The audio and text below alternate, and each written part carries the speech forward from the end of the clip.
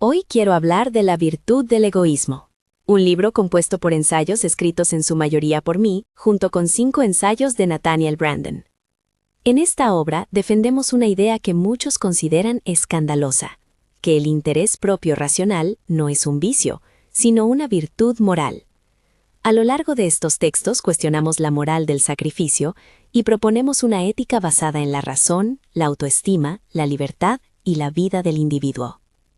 Quiero comenzar por una palabra que suele provocar rechazo inmediato: egoísmo.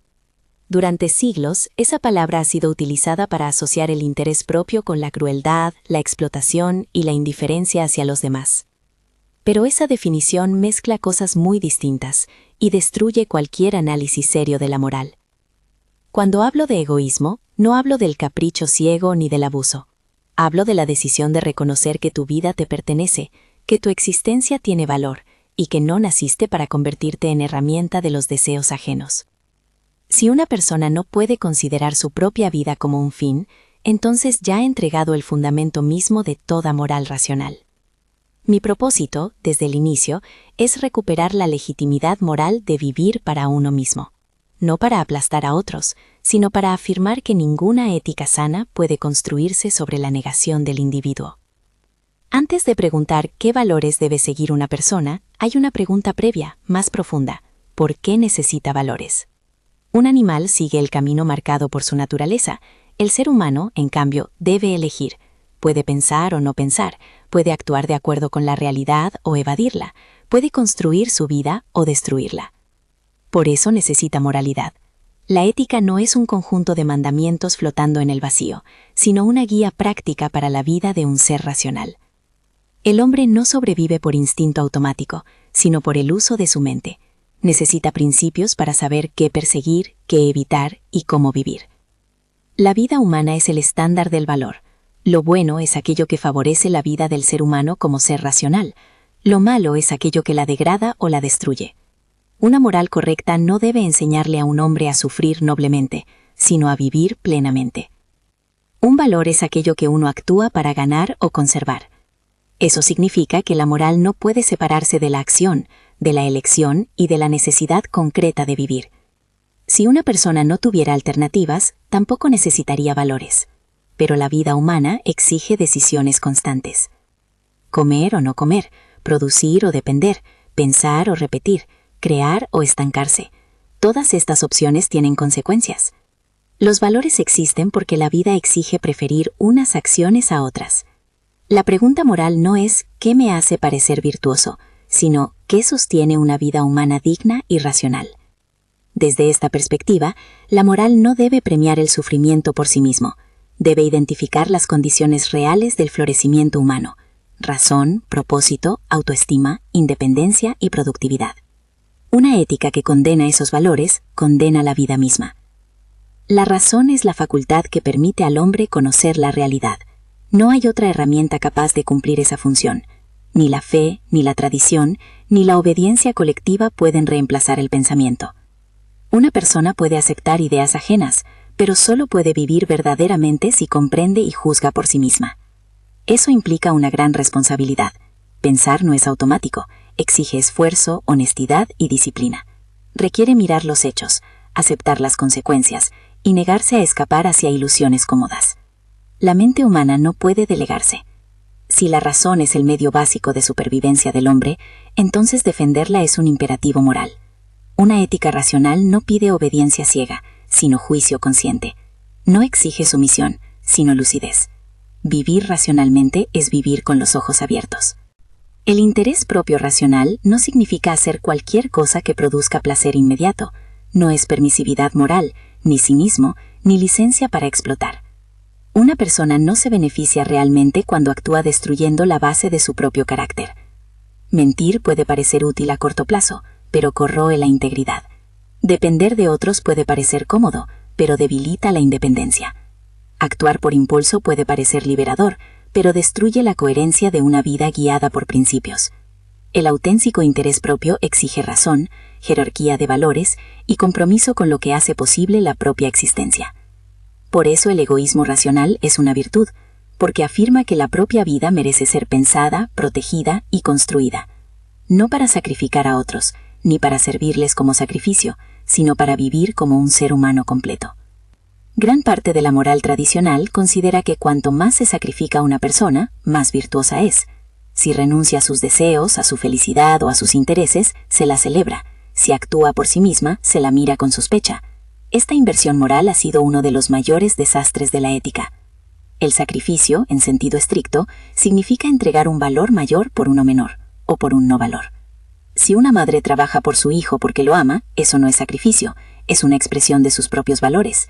Si una persona renuncia a una comodidad trivial para alcanzar un bien más importante, eso tampoco es sacrificio, es racionalidad.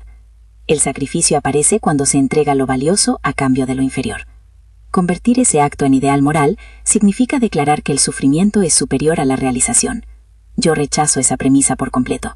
La ética debe celebrar la creación de valores, no su destrucción. Es importante distinguir entre benevolencia libre y altruismo como doctrina moral. Yo no ataco la bondad voluntaria ni la ayuda elegida.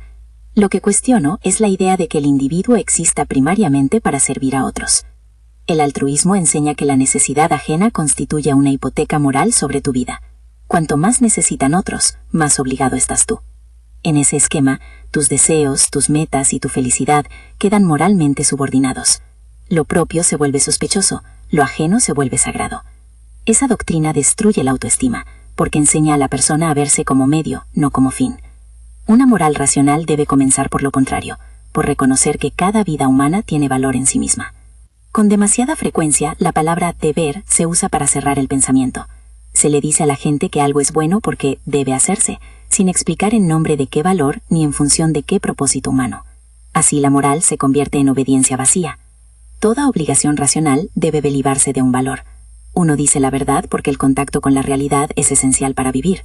Uno trabaja porque producir es necesario para sostener la existencia. Uno piensa porque sin razón no hay supervivencia humana. Pero ninguna de estas acciones se justifica por un deber místico desligado de la vida. Cuando el deber se separa del valor, la ética puede exigir cualquier cosa. Puede exigir sufrimiento, obediencia o renuncia ilimitada.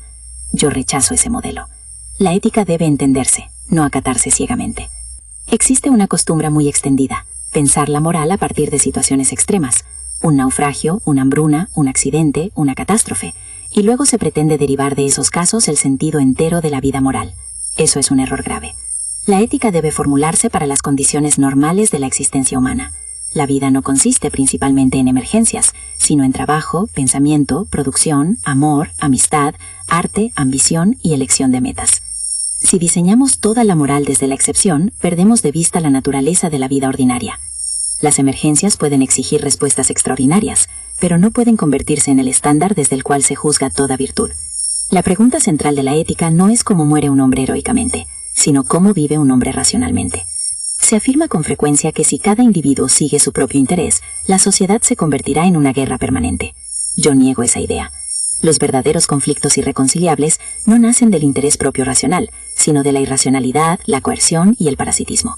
Dos personas productivas que intercambian valor por valor no son enemigas naturales. Pueden cooperar, comerciar y beneficiarse mutuamente. Los choques destructivos aparecen cuando alguien intenta vivir del esfuerzo ajeno, imponer su voluntad por la fuerza o exigir beneficios que no ha creado. En una sociedad libre, los intereses racionales no tienen por qué destruirse.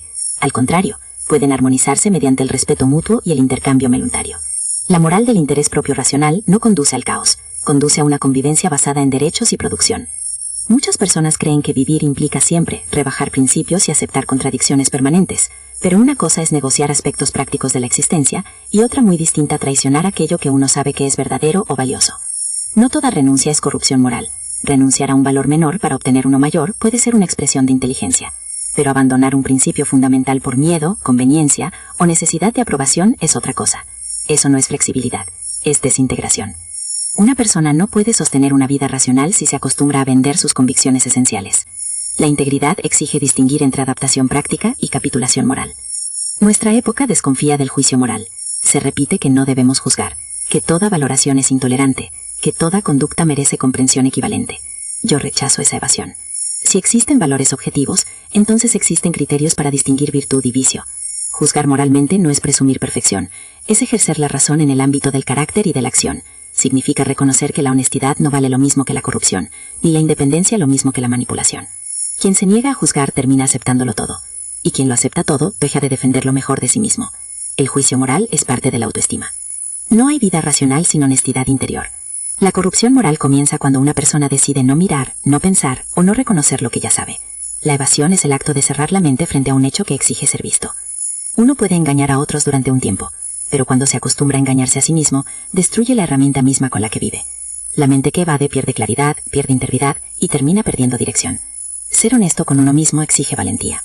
Exige nombrar lo real, aceptar consecuencias y negarse a vivir en la comodidad de la confusión.